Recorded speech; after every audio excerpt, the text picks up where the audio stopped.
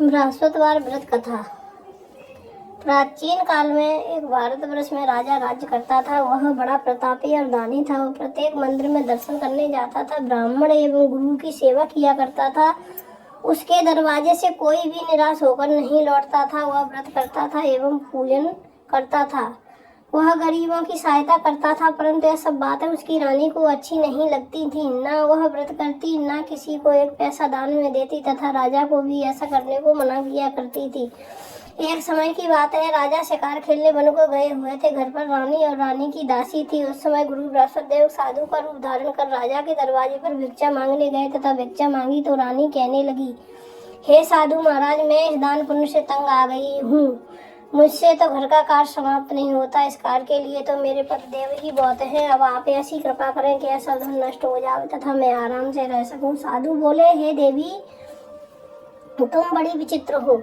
संतान और धन से कोई दुखी नहीं होता है, इसको सभी चाहते हैं। पापी भी पुत्र और धन की इच्छा करता है। अगर आपके पास अधिक धन है तो भूखे मनुष्यों को भोजन कराओ, प्याऊ लगवाओ, ब्राह्मणों को दान दो, धर्मशाला बनवाओ, कुआं, तालाब, बावड़ी, बाग, बगीचे आदि के निर्माण कराओ, निर्धन मनुष्यों की कुंवारी कन्याओं का विवाह करवाओ, धन को शुभ कर्मों में खर्च करो। इस प्रकार के कर्मों से आपके कुल का नाम परलोक में सार्थक हो जाएगा एवं स्वर्ग की प्राप्ति होगी। मगर वह रानी इन बातों से खुश न हुई। वह बोली, हे साधु महाराज, मुझे ऐसे धन की भी आवश्यकता नहीं है जिसको मैं और ही मनुष्यों को दान दूं तथा जिसको रखने उठाने में मेरा सारा समय बर्बाद हो जाए। साधु ने कहा, हे देवी, तुम्हारी ऐसी इच्छा है तो ऐसा ही होगा। मैं तुम्हें बताता हूँ, वैसा ही करना।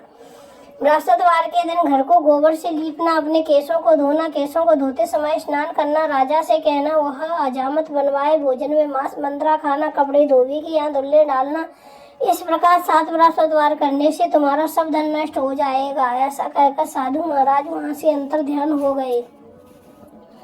रानी ने साधु के कहे अनुसार वैसा ही किया। 3 बृहस्पतिवार बीते थे कि उसका समाप्त धन नष्ट हो गया और वह भोजन के लिए दोनों समय तरसने लगे, संसारिक भोगों से दुखी रहने लगे। तब वह राजा रानी से कहने लगा कि रानी, तुम यहाँ पर रहो, मैं दूसरे देश जाता हूँ, क्योंकि यहाँ पर मुझे सभी मनुष्य जानते हैं, इसलिए कोई कार्य नहीं कर सकता।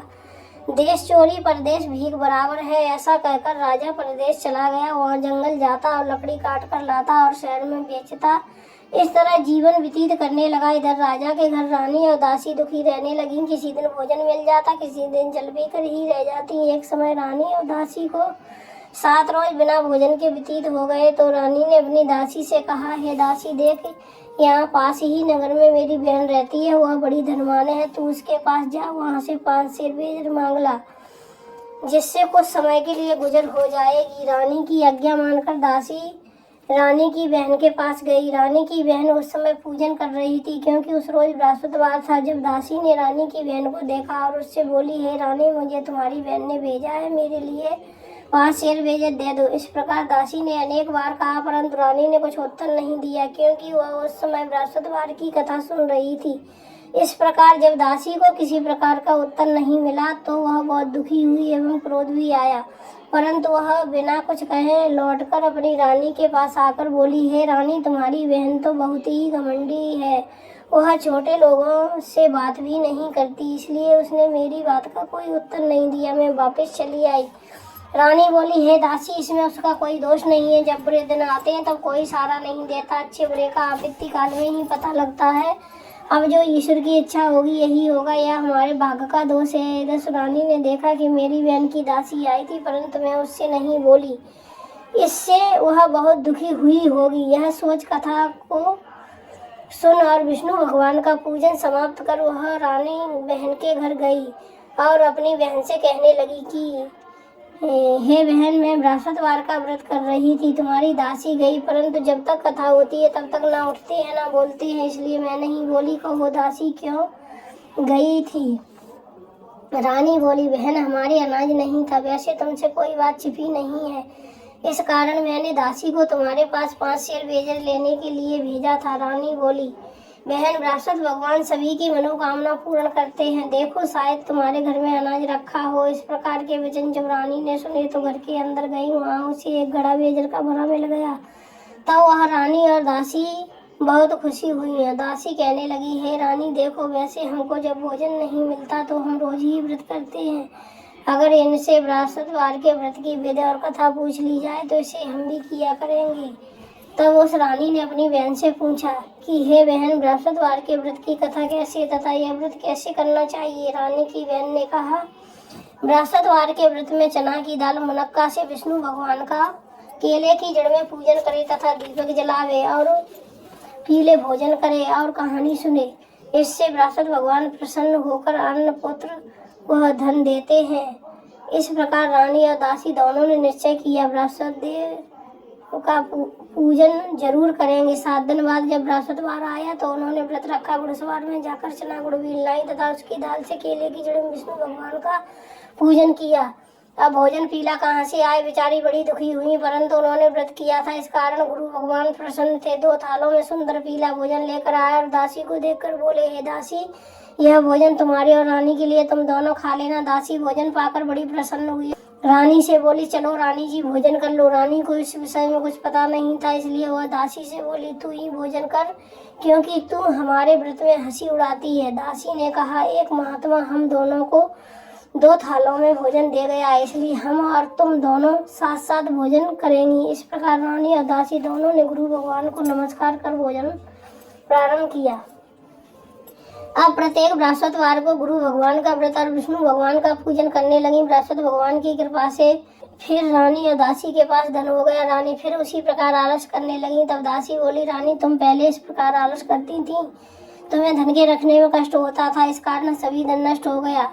अब गुरु भगवान की कृपा से धन मिला है, फिर तुम्हें आलस होता है। बड़ी मुसीबतों के बाद हमने यह धन पाया, इसलिए हमें दान पुण्य करना चाहिए तथा भूखे मनुष्यों को भोजन करवाओ, प्याओ लगवाओ, ब्राह्मणों को दान दो, कुआं तालाब बाग बगीचा आदि का निर्माण करवाओ, निर्धन के मनुष्यों की कुंवारी कन्या का विवाह करवाओ और धन को शुभ कर्मों में खर्च करो, जिससे तुम्हारे कुल का यश बढ़े तथा सुरक्षा की प्राप्ति हो। तब रानी ने इसी प्रकार कार्यक्रम करने प्रारंभ किए तो उनका यश फैलने लगा। एक दिन रानी और दासी विचार करने लगी, न जाने राजा किस प्रकार से उनकी कोई खबर नहीं। उन्होंने गुरु भगवान से प्रार्थना की। भगवान ने रात्रि में राजा को सपने में कहा, हे राजा उठ, तेरी रानी तुझको याद करती है, अपने देश को चलो जाओ। राजा प्रातःकाल उठा और विचार करने लगा, स्त्री जात खात पहनने की संगिनी होती है यह, परंतु भगवान की आज्ञा मानकर अब वह अपने नगर के लिए चलने को तैयार हुआ। इससे पूर्वक जब राजा प्रदेश चला गया तो प्रदेश में दुखी रहने लगा। प्रतिदिन जंगल से लकड़ी बीन कर लाता और उन्हें शहर में बेचकर अपने दुखी जीवन को बड़ी कठिनता से व्यतीत करता था। एक दिन राजा दुखी होकर अपनी पुरानी बातों को याद करके रोने लगा। तब वो जंगल में बृहस्पतिदेव साधु का रूप धारण कर आए और राजा के पास आकर बोले, हे लकड़हारे, तुम इस सुनसान जंगल में किस चिंता में बैठे हो, मुझको बतलाओ। यह सुन राजा के नेत्रों में जल भर आया। साधु को वंदना कर बोला, हे प्रभु, आप सब कुछ जानने वाले हो। इतना कहकर साधु को अपनी संपूर्ण कहानी बतला दी। साधु रूपी भगवान बोले, हे राजा, तुम्हारी स्त्री ने बृहस्पति देव का अपमान किया था, इस कारण तुम्हारी यह दशा हुई। अब तुम किसी प्रकार की चिंता मत करो, भगवान तुम्हें पहले से अधिक धनवान करेगा। देखो, तुम्हारी स्त्री ने भी गुरुवार का व्रत प्रारंभ कर दिया है और तुम मेरा कहा मानकर बृहस्पतिवार को व्रत करके चना की दाल गुड़ जल के लोटे में डालकर केले का पूजन करो और कथा का और सुनो। भगवान तुम्हारी सभी मनोकामनाओं को पूर्ण करेगा। साधु को प्रसन्न देखकर राजा बोला, हे प्रभु, मुझे लकड़ी बेचकर इतना पैसा नहीं मिलता जिससे भोजन करने के उपरांत कुछ बचा सकूं। मैंने रात्रि में अपनी रानी को व्याकुल देखा है, मेरे पास कुछ भी नहीं जिससे मैं उसकी खबर मंगा सकूं। फिर मैं कौन सी कहानी कहूँ, मुझको कुछ भी मालूम नहीं है। साधु ने कहा, हे राजन, तुम किसी प्रकार की चिंता मत करो। बृहस्पतिवार के दिन तुम रोजाना की तरह लकड़ियां लेकर शहर को जाओ। तुमको रोज से दुगना धन प्राप्त होगा, जिससे तुम भली भांति भोजन कर लोगे तथा बृहस्पति देव की पूजा का सामान भी आ जाएगा। बृहस्पति देव की कहानी निम्न प्रकार से है। बृहस्पति देव की कहानी। प्राचीन काल में एक ब्राह्मण रहता था। वह बहुत निर्धन था, उसके कोई संतान नहीं थी। उसकी स्त्री बहुत मलिनता के साथ रहती थी। वह स्नान न करती, न किसी देवता का पूजन करती। प्रातः काल उठते ही श्रृतम प्रथम भोजन करती, बाद में कोई अन्य काम करती थी। इससे ब्राह्मण देवता बड़े दुखी थे। बेचारे बहुत कुछ करते किंतु उसका कोई परिणाम नहीं निकलता। भगवान की कृपा से ब्राह्मण की स्त्री के एक कन्या रूपी रतन पैदा हुआ। वह कन्या अपने पिता के घर बड़ी होने लगी। वह बालिका प्रातः स्नान करके विष्णु भगवान का जप करती थी। और बृहस्पतिवार का व्रत भी करती थी। अपने पूजन पाठ को समाप्त कर स्कूल जाती तो अपनी मुट्ठी में जौ भर ले जाती और पाठशाला के मार्ग में डालती जाती थी। तब ये जौ सोने के होते जाते, लौटते समय इनको बीन कर घर ले आती थी। एक दिन वह बालिका सूप में सोने के जौं को फटक कर साफ कर रही थी। उसके पिता ने देख लिया और कहा, हे बेटी, सोने के जौ को फटकने के लिए सोने का सूप होना चाहिए। दूसरे दिन गुरुवार था। इस कन्या ने व्रत रखा और बृहस्पति देव से प्रार्थना करके कहा, हे प्रभु, मैंने आपकी पूजा सच्चे मन से की हो तो मेरे लिए सोने का सूप दे दो। बृहस्पति देव ने उसकी प्रार्थना स्वीकार कर ली। रोजाना की तरह वह कन्या जौ फैलाती हुई जाने लगी। जब लौटकर जौ बीन रही थी तो बृहस्पति देव की कृपा से उसे सोने का सूप मिला। उसे वह घर ले आई और उससे जौ साफ करने लगी, परंतु उसकी माँ का वही ढंग रहा। एक दिन की बात है कि वह कन्या सोने के सूप में सोने के जौ को फटक रही थी। उस समय उस शहर के राजा का पुत्र वहां होकर निकला। इस कन्या के रूप और कार्य को देखकर मोहित हो गया तथा अपने घर आकर भोजन जल त्याग कर उदास होकर लेट गया। राजा को जब इस बात का पता लगा तो अपने मंत्रियों के साथ उसके पास गए और बोले, हे बेटा, तुम्हें किस बात का कष्ट है? किसी ने अपमान किया अथवा कोई कारण हो सो कहो, मैं वही कार्य करूंगा जिससे तुम्हें प्रसन्नता हो। अपने पिता की राजकुमार ने बातें सुनी तो वह बोला, मुझे आपकी कृपा से किसी बात का दुख नहीं है, ना मेरा किसी ने अपमान किया है, परंतु मैं उस लड़की के साथ विवाह करना चाहता हूँ जो सोने के सूप में सोने के जौ को फटक कर साफ कर रही थी। यह सुन राजा आश्चर्य में पड़ गया और बोला, हे बेटा, इस तरह की कन्या का पता तुम ही लगाओ, मैं उसके साथ तेरा विवाह अवश्य करवा दूंगा। राजकुमार ने उस लड़की के घर का पता बतलाया। तब मंत्री उस लड़की के घर गए और ब्राह्मण देवता को सभी हाल बतलाया। ब्राह्मण देवता राजकुमार के साथ अपनी कन्या का विवाह करने के लिए तैयार हो गया तथा विधि विधान के अनुसार ब्राह्मण की कन्या का विवाह राजकुमार के साथ हो गया। कन्या के घर से जाते ही पहले की भांति उस ब्राह्मण के घर में गरीबी का निवास हो गया। भोजन के लिए अन्न भी बड़ी मुश्किल से मिलता था। एक दिन दुखी होकर ब्राह्मण देवता अपनी पुत्री के पास गए। बेटी ने अपने पिता की दुखी अवस्था को देखा और अपनी माँ का हाल पूछा। तब ब्राह्मण ने सभी हाल कहा। कन्या ने बहुत सा धन देकर अपने पिता की विदा कर दिया। इस तरह ब्राह्मण का कुछ समय सुखपूर्वक व्यतीत हुआ। कुछ दिन बाद फिर वही हाल हो गया। ब्राह्मण फिर अपनी कन्या के यहाँ गए और सभी हाल कहा। लड़की बोली, हे पिताजी, आप माताजी को लिवा लाओ, मैं उन्हें विधि बता दूंगी जिससे तुम्हारी गरीबी दूर हो जाएगी। वह ब्राह्मण देवता अपनी स्त्री को साथ लेकर पहुंचे तो पुत्री अपनी माँ को समझाने लगी, हे माँ, तुम प्रातःकाल उठकर सर्वप्रथम प्रथम स्नान करके विष्णु भगवान का पूजन किया करो, सब दरिद्रता दूर हो जाएगी। परंतु उसकी माँ ने एक भी बात नहीं मानी और प्रातःकाल उठकर अपनी पुत्री के बच्चों की जूठन को उठाकर खा लिया। यह देखकर उसकी पुत्री को भी बहुत गुस्सा आया और एक रात कोठरी से सभी सामान निकालकर उसमें अपनी माँ को बंद कर दिया। प्रातःकाल उसमें से निकाला तथा स्नान कराकर पाठ कराया तो उसकी माँ की बुद्धि ठीक हो गई और वह फिर प्रत्येक बृहस्पतिवार को व्रत रखने लगी। इस व्रत के प्रभाव से उसकी माँ भी बहुत ही धनवान तथा पुत्रवती हो गई और बृहस्पति जी के प्रभाव से स्वर्ग को प्राप्त हुई तथा ब्राह्मण भी सुखपूर्वक इस लोक के सुख भोग कर स्वर्ग को प्राप्त हुए। इस तरह कहानी कहकर साधु देवता वहां से अलोप हो गए। धीरे धीरे समय व्यतीत होने पर फिर बृहस्पतिवार का दिन आया। राजा जंगल से लकड़ी काटकर शहर में बेचने गया। उसे उस दिन से रोज से ज्यादा पैसा मिला। राजा ने चना गुड़ लाकर बृहस्पतिवार का व्रत किया। उस दिन से उसके सभी दुख दूर हो गए। परंतु जब दोबारा गुरुवार का दिन आया तो बृहस्पतिवार का व्रत करना भूल गया। इस कारण गुरु भगवान नाराज हो गए। नगर के राजा ने विशाल यज्ञ का आयोजन किया तथा शहर में एक घोषणा करवा दी गई, कोई भी मनुष्य अपने यहाँ भोजन न बनाए, आग न जलावे। समाप्त जनता मेरे यहाँ भोजन करने आए, जो आए इस आज्ञा को जो न मानेगा उसके लिए फांसी की सजा दी जाएगी। इस तरह की घोषणा संपूर्ण नगर में करवा दी गई। राजा की आज्ञा अनुसार शहर के सभी लोग भोजन करने आए, लेकिन लकड़हारा कुछ देर से पहुंचा, इसलिए राजा उसको अपने साथ ले जाकर भोजन करा रहे थे। रानी की दृष्टि उसी कुटी पर पड़ी जिस पर उसका हार लटका हुआ था। वहां पर दिखाई नहीं दिया। रानी ने सोचा, मेरा हार इसी मनुष्य ने चुरा लिया है। उसी समय सैनिक को बुलवाकर राजा जेल खाने में डलवा दिया। जब राजा जेल खाने में पड़ गया तो विचार करने लगा, न जाने कौन से पूर्व जन्म के कर्म से मेरे लिए यह दुख प्राप्त हुआ है। वह उसी साधु की याद करने लगे जो जंगल में मिला था। उसी समय तत्काल बृहस्पतिदेव साधु के रूप में प्रकट हुए और उसकी दशा को देखकर कहने लगे, अरे मूर्ख, तूने बृहस्पति देवता की कथा नहीं कही, इसी कारण तेरे को दुख प्राप्त हुआ है। अब चिंता मत कर, बृहस्पतिवार के दिन जेलखाने के दरवाजे पर रुपए पड़े मिलेंगे, उनसे तुम बृहस्पति देव की पूजा करना, तेरे सभी कष्ट दूर हो जाएंगे। बृहस्पतिवार के रोज उसे रुपए पड़े मिले। राजा ने कथा कही। उसी रात्रि को बृहस्पति देव ने उस नगर के राजा को सपने में कहा, हे राजा, तुमने जिस आदमी को जेलखाने में बंद कर दिया है वह निर्दोष है, वह राजा है, उसे छोड़ देना। रानी का हार उसी कुटी पर लटका हुआ है। अगर तूने ऐसा नहीं किया तो मैं तेरे राज्य को नष्ट कर दूंगा। इस तरह रात्रि के सपन को देखकर राजा प्रातःकाल उठा, कुटी पर हार देखकर लकड़हारे को बुलाकर क्षमा मांगी तथा राजा के योग्य सुंदर वस्त्र भूषण देकर विदा कर दिया। साधु की आज्ञा अनुसार राजा अपने नगर के लिए चल दिया। राजा जब नगर के निकट पहुंचा तो उसे बड़ा ही आश्चर्य हुआ। नगर में पहले से अधिक बाग, तालाब, कुआं, धर्मशाला, मंदिर बन गए हैं। राजा ने पूछा, ये किसका बाग और धर्मशाला है?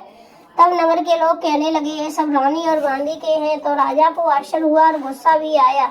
जब रानी ने यह खबर सुनी कि राजा आ रहे हैं तो उसने अपनी दासी से कहा, हे दासी, देख, राजा हमको कितनी बुरी हालत में छोड़ गए थे, कहीं हमारी ऐसी हालत देखकर लौट न जाए, इसलिए तुम दरवाजे पर खड़ी हो जा।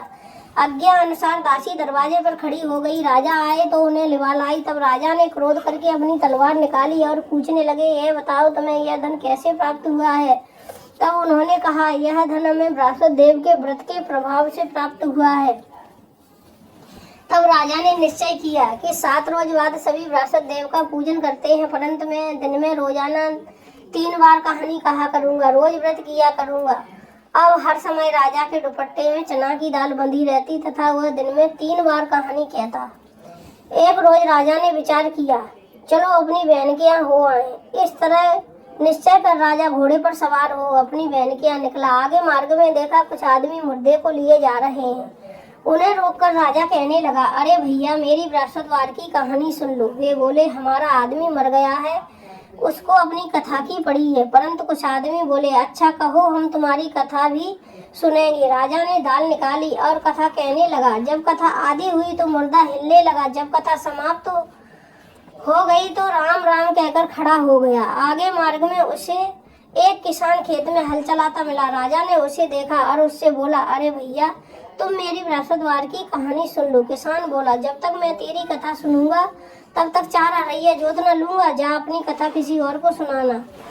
राजा आगे चलने लगा। राजा के हटते ही बैल पछाड़ खाकर गिर गए तथा किसान के पेट में बहुत जोर से दर्द होने लगा। उस समय उसकी माँ रोटी लेकर आई। उसने अपने पुत्र से हाल पूछा। बेटे ने सभी हाल कहा।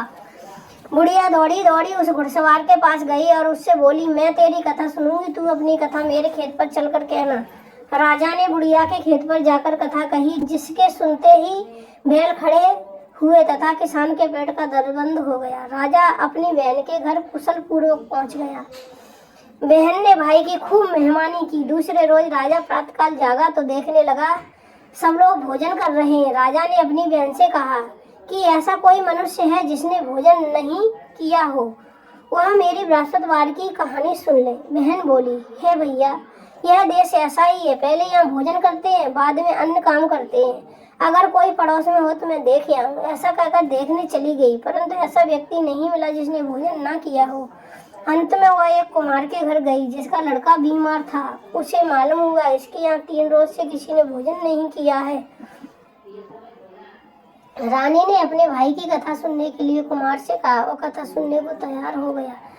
राजा ने जाकर बृहस्पतिवार की कथा कही, जिसको सुनकर उसका लड़का ठीक हो गया। अब तो राजा की प्रशंसा होने लगी।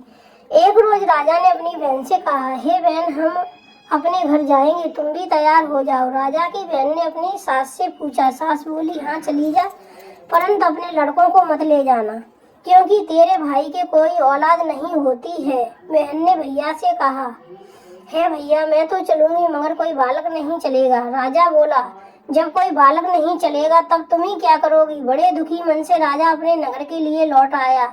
राजा ने अपनी रानी से कहा, हम निर्वंशी राजा हैं, हमारा मुख देखने का धर्म नहीं, और इसी उदासी के कारण उसने कुछ भोजन भी नहीं किया। रानी बोली, हे स्वामी, हे बृहस्पति देव, हमें औलाद अवश्य देंगे। उसी रात को बृहस्पति देव ने राजा से सपने में कहा, हे राजा, उठ, सोच को त्याग दे, तेरी रानी गर्भ से है, 9वें महीने में उसके गर्भ से एक सुंदर पुत्र पैदा होगा। तब राजा बोला, स्त्री बिना भोजन के रह सकती है, बात कहे बिना नहीं रह सकती। जब मेरी बहन आवे तो उससे कुछ मत कहना। जब राजा की बहन ने यह सुसमाचार सुना तो बहुत खुश हुई तथा अपने भाई की यहाँ बधाई लेकर आई। तभी रानी ने कहा, घोड़ा चढ़ तो नहीं आई, गधा चढ़ी आई। राजा की बहन बोली, भाभी, मैं इस प्रकार न कहती तो तुम्हें संतान कैसे मिलती। बृहस्पति देव ऐसे ही है, जैसे जिसके मन में कामना है वैसी सभी को पूर्ण करते हैं। जो श्रद्धा भावना पूर्वक कथा पढ़ता है अथवा दूसरों को सुनाता है, बृहस्पति देव उसकी सभी मनोकामनाएं पूर्ण करते हैं, उनकी सदैव रक्षा करते हैं। संसार में जो मनुष्य श्रद्धा भावना से गुरु भगवान का पूजन व्रत सच्चे हृदय से करते हैं, उनकी सभी मनोकामनाएं पूर्ण होती हैं। जैसे सच्ची भावना से रानी और राजा ने उनकी कथा का गुणगान किया तो उनकी सभी इच्छाएं बृहस्पति देव जी ने पूर्ण की। इसलिए सबको कथा सुनने के बाद प्रसाद लेकर जाना चाहिए। हृदय से उनका नमन करते हुए जयकारा बोलना चाहिए। बोलो बृहस्पति देव की जय, बोल विष्णु भगवान की जय। ओम जय बृहस्पति देवा, स्वामी जय बृहस्पति देवा। छिन्न छिन्न भोग लगाऊं, छिन्न छिन्न भोग लगाऊं, कदली फल मेवा। ओम जय बृहस्पति देवा। तुम पूर्ण परमात्मा, तुम अंतर्यामी, स्वामी तुम अंतर्यामी। जगत पिता जगदीश्वर, तुम सबके स्वामी। ओम जय बृहस्पति देवा। चरणामृत निज निर्मल, सब पातक हरता, स्वामी सब पातक हरता। सकल मनोरथ दायक, कृपा करो भरता। ओम जय बृहस्पति देवा।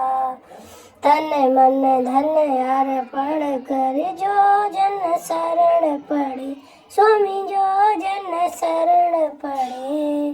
प्रभु प्रगट तब हो कर, हरि प्रगट तब हो कर, आकर द्वार खड़े। ओम जय बृहस्पति देवा। दीन दयाल दयानिधि, भक्तन हितकारी, स्वामी भक्तन हितकारी। पाप दोष सब हरता, भव बंधन हारी। ओम जय बृहस्पति देवा। सकल मनोरथ दायक, सब संशय तारो, स्वामी सब संशय तारो। विषय विकार मिटाओ, विषय विकार मिटाओ, संतन सुखकारी। ओम जय बृहस्पति देवा। जो कोई आरती तेरी प्रेम सहित गावे, स्वामी हृदय सहित गावे। ज्येष्ठानंद आनंद करे, ज्येष्ठानंद आनंद करे, सो निश्चय पावे। ओम जय बृहस्पति देवा। जय बृहस्पति देवा, स्वामी जय बृहस्पति देवा। छिन्न छिन्न भोग लगाऊं, छिन्न छिन्न भोग लगाऊं, कदली फल मेवा। ओम जय बृहस्पति देवा। सब बोलो विष्णु भगवान की जय, बोलो बृहस्पति देव की जय, बोल गुरु भगवान की जय।